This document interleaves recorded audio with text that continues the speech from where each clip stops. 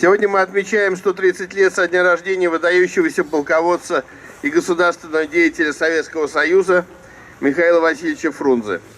65 лет город Бишкек, где он родился, носил его имя.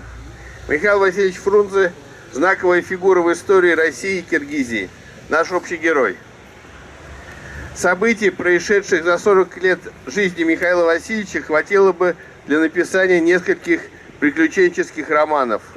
Революционер-подпольщик, дважды приговорен к смертной казни, каторжник и беглый ссыльный, один из организаторов революции, руководитель огромного края, блестящий, непобедимый полководец, военный организатор, дипломат, государственный деятель. Фрунзе обладал харизмой военного вождя, способного повести за собой солдат, большой личной храбростью, решительностью и волей.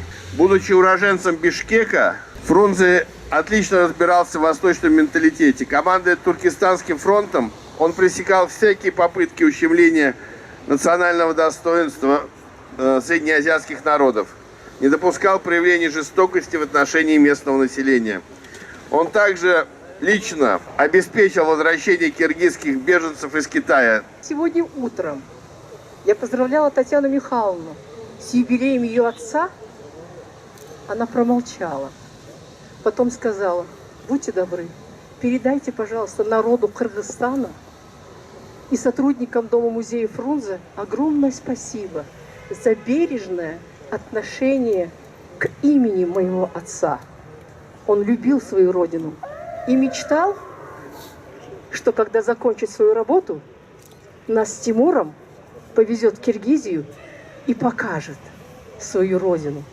Никто из руководителей теперешних, я думаю так, не может похвастаться тем, что он знает блестяще свою родину, как знал Михаил Васильевич Фрунзе, который, уезжая отсюда поступать на учебу, исколесил свою родину 68 дней путешествия. Михаил Васильевич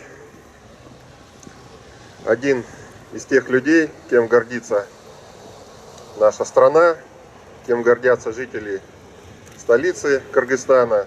Весь его жизненный путь, путь известного военного деятеля, политического деятеля советского периода, сегодня для нас имеет большое значение. Это человек, чье имя носила столица Кыргызстана очень много лет. И в связи с этим это имя надолго останется и в личной памяти очень многих горожан и семей наших бишкекчан, уже живущих в том числе и в очень многих разных странах, на разных континентах. И сегодня, обращаясь, может быть, к жителям всего постсоветского пространства, нельзя допустить искажения истории, переписывания, выдергивания отдельных фактов. И хотелось бы, чтобы вот это наше историческое наследие, несмотря ни на что, оно не распалось, наше единое историческое пространство, чтобы оно послужило, чтобы мы извлекали уроки из всего прожитого, и чтобы эти уроки послужили мирному развитию независимых государств на сегодня, миру и дружбе между нашими народами. Поздравляю всех вас с этим праздником. И вообще этот год, 15-й год, для нас юбилейный год. У нас двойной юбилей. Михаил Васильевич Фрунзе 130 лет. Также и музею Фрунзе 90 лет. Наш музей считается самым старейшим, первым музеем Кыргызской Республики. Мы созданы 9 декабря 1925 года. Решением еще Кыргызской автономной области, когда была в составе Российской Федерации, Социалистической Федеративной Республики. Поэтому сегодня это мероприятие. Вот сейчас, после возложения цветов, я приглашаю вас в наш музей. Адрес вы знаете, мы находимся в центре.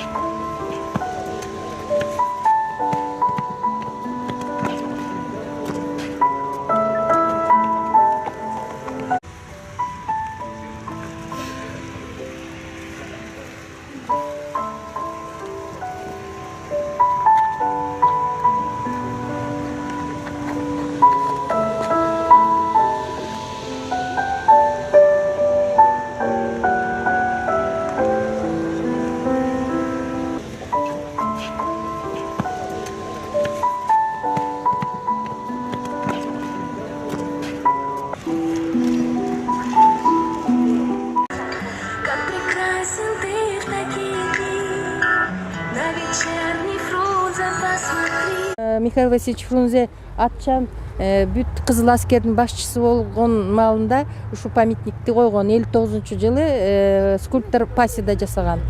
Анан ушу өзүңөр байкасаңар Михаил Васильевич Фрунзе тиги ЖД вокзалын карап турат.